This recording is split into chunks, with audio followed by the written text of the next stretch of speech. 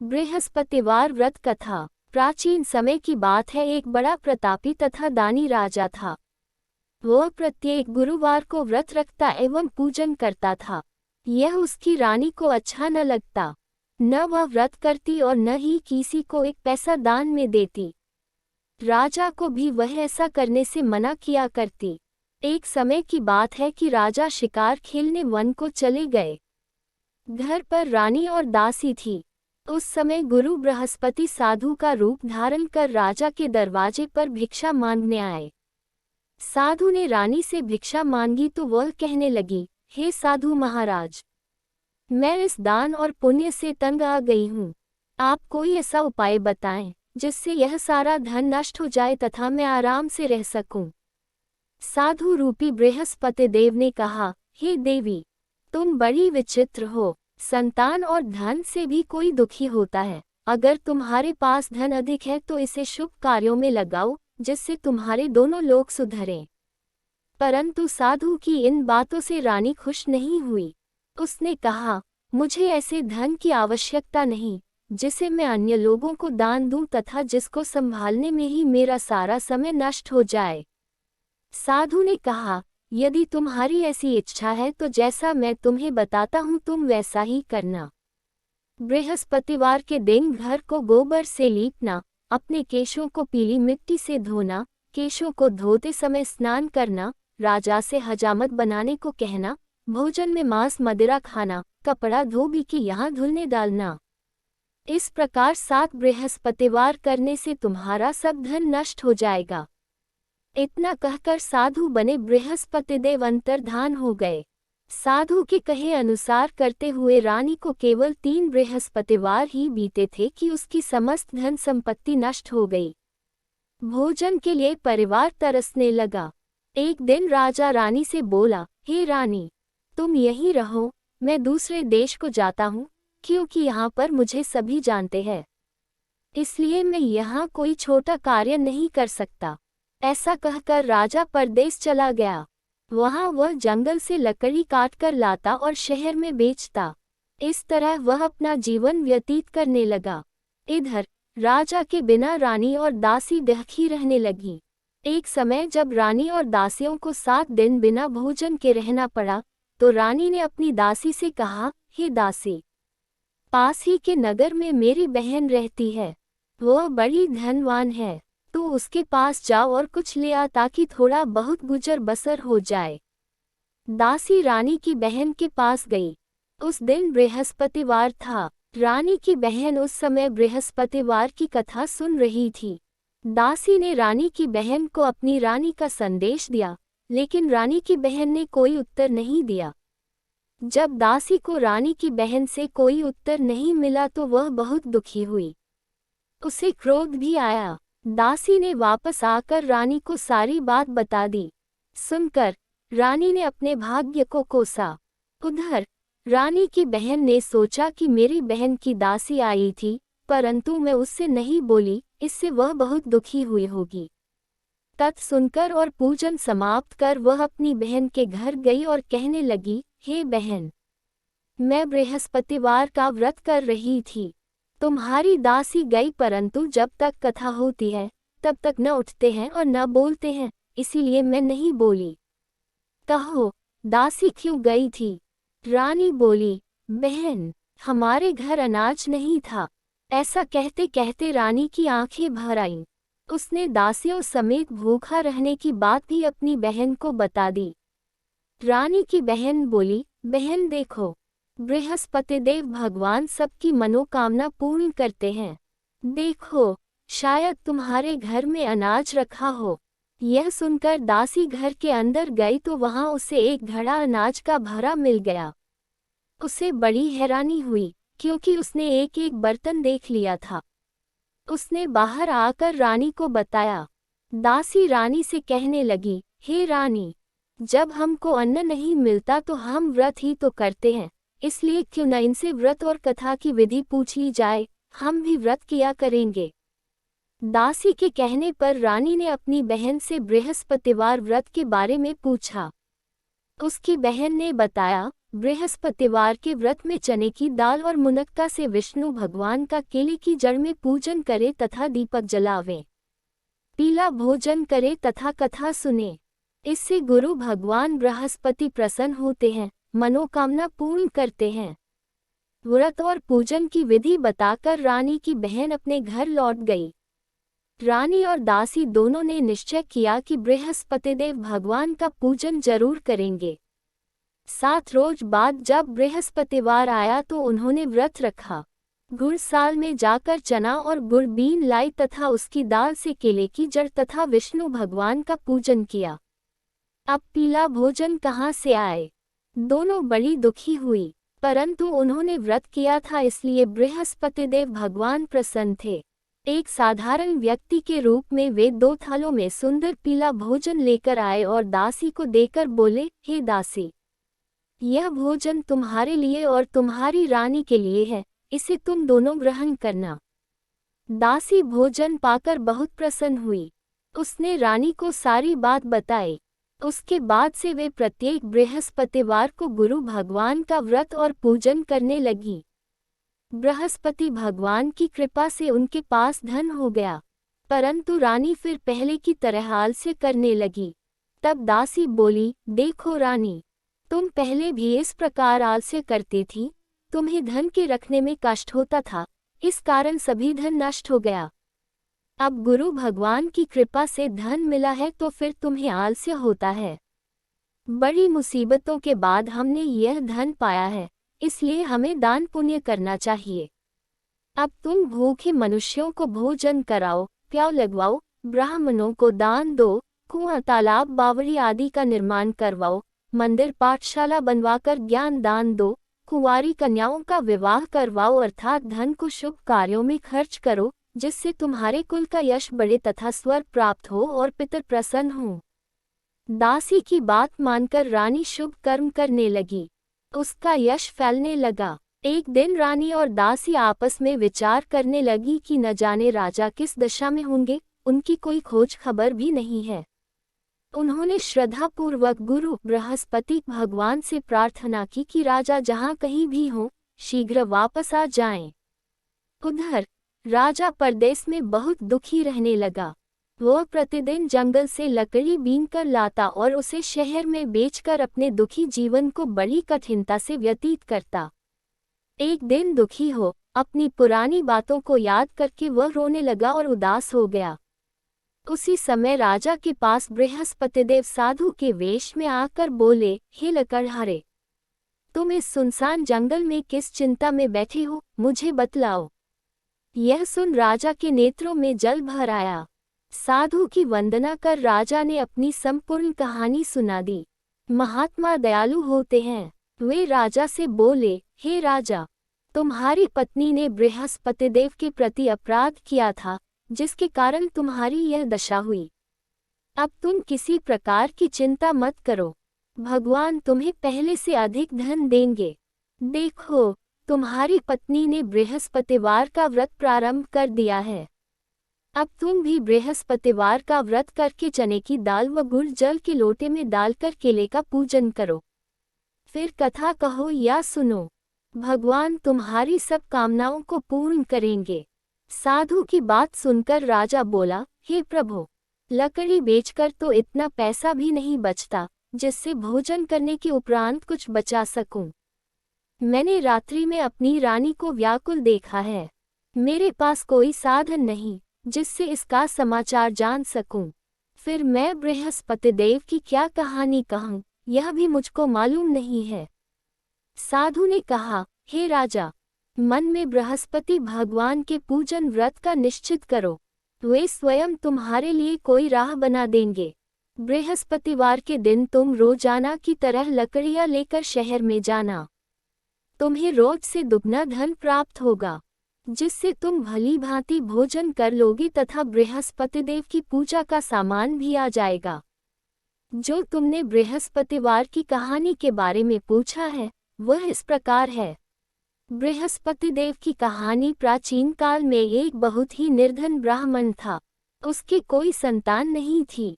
वह नित्य पूजा पाठ करता, उसकी स्त्री न स्नान करती और न किसी देवता का पूजन करती। इस कारण ब्राह्मण देवता बहुत दुखी रहते थे। भगवान की कृपा से ब्राह्मण के यहाँ एक कन्या उत्पन्न हुई। कन्या बड़ी होने लगी। प्रातः स्नान करके वह भगवान विष्णु का जप करती। बृहस्पतिवार का व्रत भी करने लगी। पूजा पाठ समाप्त कर पाठशाला जाती तो अपनी मुट्ठी में जो भर कर ले जाती और पाठशाला जाने के मार्ग में डालती जाती। लौटते समय वही जौ स्वर्ण के हो जाते तो उनको बीन कर घर ले आती।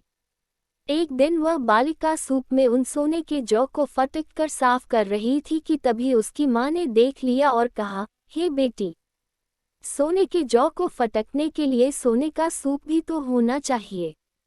दूसरे दिन गुरुवार था। कन्या ने व्रत रखा और बृहस्पतिदेव से सोने का सूप देने की प्रार्थना की। बृहस्पतिदेव ने उसकी प्रार्थना स्वीकार कर ली। रोजाना की तरह वह कन्या जौ फैलाती हुई पाठशाला चली गई। पाठशाला से लौटकर जब वह जौ बीन रही थी तो बृहस्पतिदेव की कृपा से उसे सोने का सूप मिला।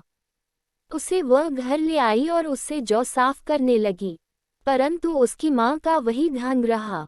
एक दिन की बात है, कन्या सोने के सूप में जब जौ साफ कर रही थी, उस समय उस नगर का राजकुमार वहां से निकला।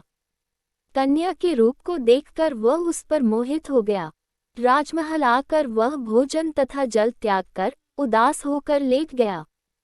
राजा को जब राजकुमार द्वारा अन्न जल त्यागने का समाचार ज्ञात हुआ तो अपने मंत्रियों के साथ वह अपने पुत्र के पास गया और कारण पूछा। राजकुमार ने राजा को उस लड़की के घर का पता भी बता दिया।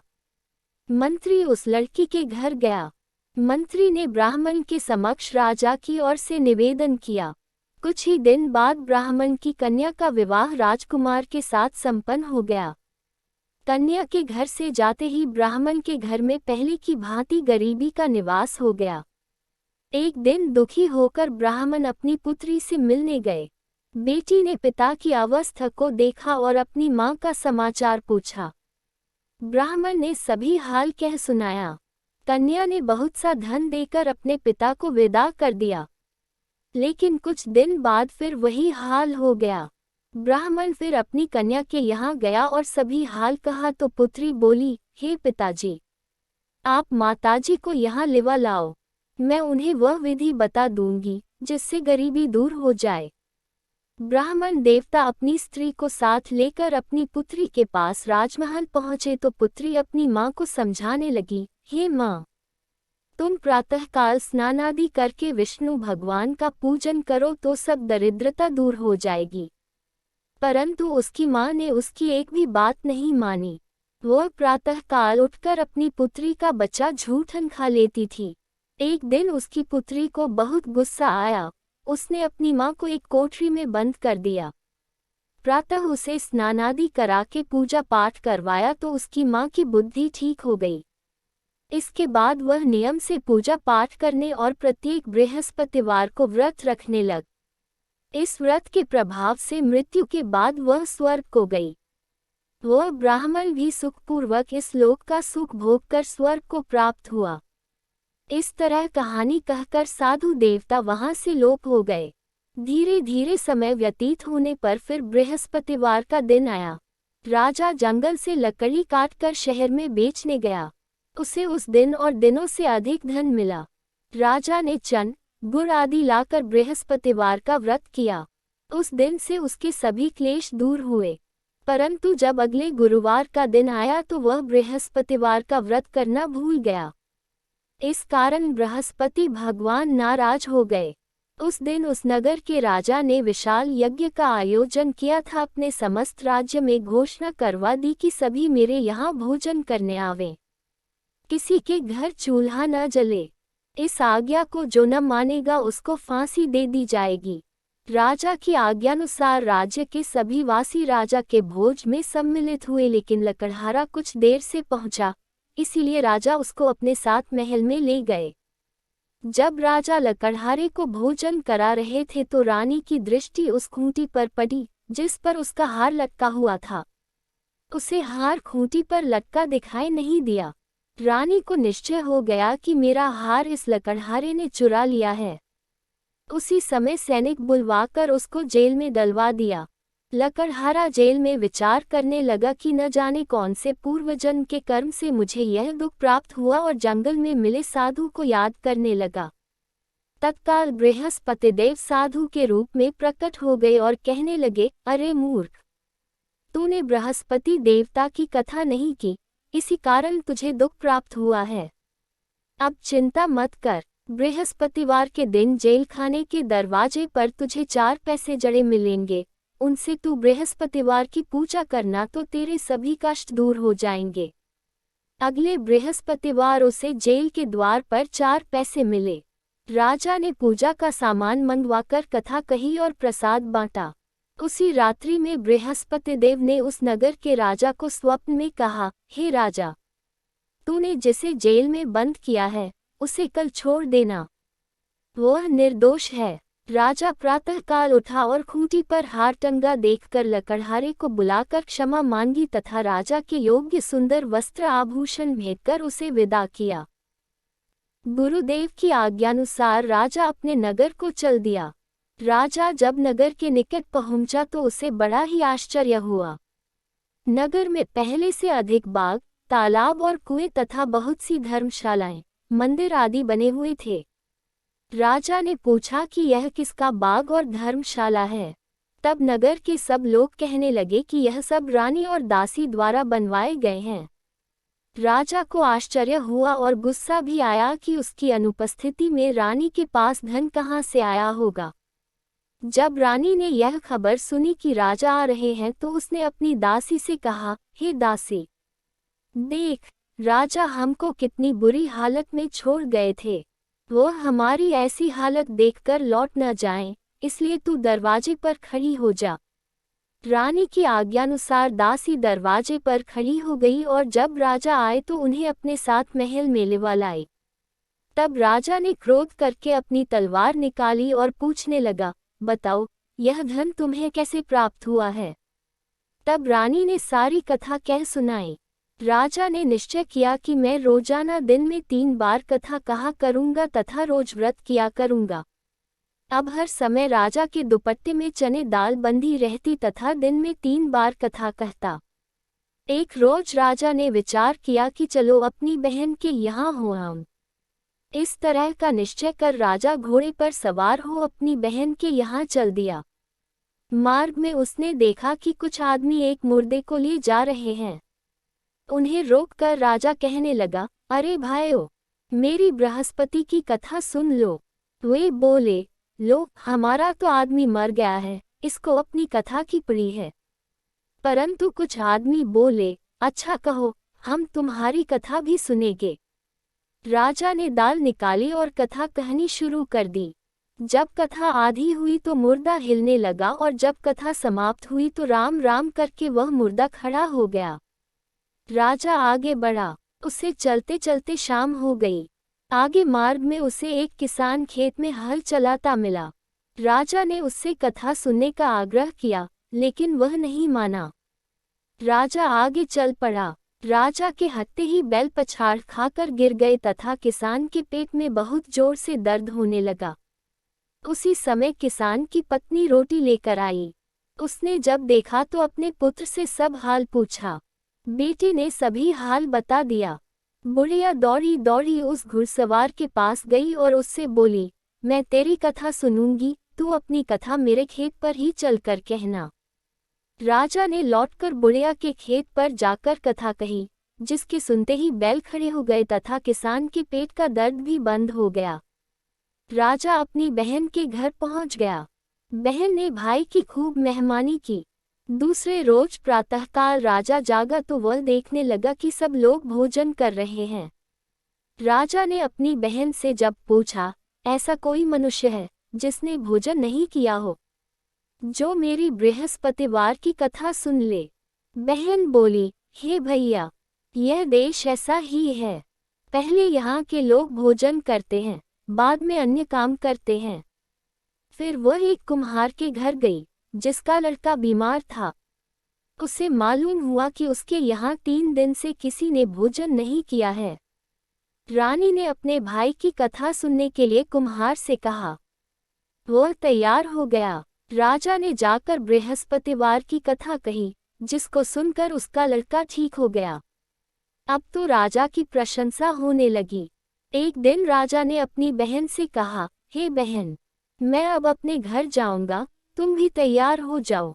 राजा की बहन ने अपनी सास से अपने भाई के साथ जाने की आज्ञा मांगी। सास बोली, चली जा, परंतु अपने लड़कों को मत ले जाना, क्योंकि तेरे भाई की कोई संतान नहीं होती है। बहन ने अपने भाई से कहा, हे भैया, मैं तो चलूंगी परंतु कोई बालक नहीं जाएगा। अपनी बहन को भी छोड़कर दुखी मन से राजा अपने नगर को लौट आया। राजा ने अपनी रानी से सारी कथा बताई और बिना भोजन किए वह शैया पर लेट गया। रानी बोली, हे प्रभु, बृहस्पति देव ने हमें सब कुछ दिया है, वे हमें संतान अवश्य देंगे। उसी रात बृहस्पति देव ने राजा को स्वप्न में कहा, हे राजा, उठ, सभी सोच त्याग दे, तेरी रानी गर्भवती है। राजा को यह जानकर बड़ी खुशी हुई। 9वें महीने रानी के गर्भ से एक सुंदर पुत्र पैदा हुआ। तब राजा बोला, हे रानी, स्त्री बिना भोजन के रह सकती है, परंतु बिना कहे नहीं रह सकती। जब मेरी बहन आए तुम उससे कुछ मत कहना। रानी ने हाँ कर दी। जब राजा की बहन ने यह शुभ समाचार सुना तो वह बहुत खुश हुई तथा बधाई लेकर अपने भाई के यहाँ आई। रानी ने तब उसे आने का उलाहना दिया। जब भाई अपने साथ ला रहे थे तब टाल गई, उनके साथ न आई और आज अपने आप ही भागी भागी बिना बुलाए आ गई। तो राजा की बहन बोली, भाई, मैं इस प्रकार न कहती तो तुम्हारे घर औलाद कैसे होती। बृहस्पति देव सभी कामनाएं पूर्ण करते हैं। जो सद्भावना पूर्वक बृहस्पतिवार का व्रत करता है एवं कथा पढ़ता है अथवा सुनता है और दूसरों को सुनाता है, बृहस्पति देव उसकी सभी मनोकामनाएं पूर्ण करते हैं, उनकी सदैव रक्षा करते हैं। जो संसार में सद्भावना से गुरुदेव का पूजन एवं व्रत सच्चे हृदय से करते हैं, जैसी सच्ची भावना से रानी और राजा ने बृहस्पति देव की कथा का गुणगान किया, तो उनकी सभी इच्छाएं बृहस्पति देव ने पूर्ण की। अनजाने में भी बृहस्पति देव की उपेक्षा न करे, ऐसा करने से सुख शांति नष्ट हो जाती है। इसलिए सबको कथा सुनने के बाद प्रसाद लेकर जाना चाहिए। हृदय से उनका मनन करते हुए जयकारा बोलना चाहिए। इति श्री बृहस्पतिवार व्रत कथा। विधि: सूर्योदय से पहले उठकर स्नान से निवृत्त होकर पीले रंग के वस्त्र पहनने चाहिए। शुद्ध जल छिड़ककर पूरा घर पवित्र करें। घर के ही किसी पवित्र स्थान पर बृहस्पतिवार की मूर्ति या चित्र स्थापित करें। तत्पश्चात पीत वर्ण के गंध पुष्प और अक्षत से विधि विधान से पूजन करें। इस दिन एक समय ही भोजन किया जाता है। व्रत करने वाले को भोजन में चने की दाल अवश्य खानी चाहिए। बृहस्पतिवार के व्रत में कंदली फल केले के वृक्ष की पूजा की जाती है। बृहस्पतिवार व्रत के पूजन से स्त्री पुरुष को बृहस्पति देव की अनुकंपा से धन संपत्ति का अपार लाभ होता है। परिवार में सुख तथा शांति रहती है। स्त्रियों के लिए बृहस्पतिवार का व्रत बहुत शुभ फल देने वाला है। बृहस्पतिवार की पूजा के पश्चात कथा सुनने का विशेष महत्व है। बृहस्पतिवार के व्रत करने और कथा सुनने से विद्या का बहुत लाभ होता है। बृहस्पतिवार का नियमित व्रत रखने वाली स्त्री की सभी मनोकामनाएं पूर्ण होती हैं।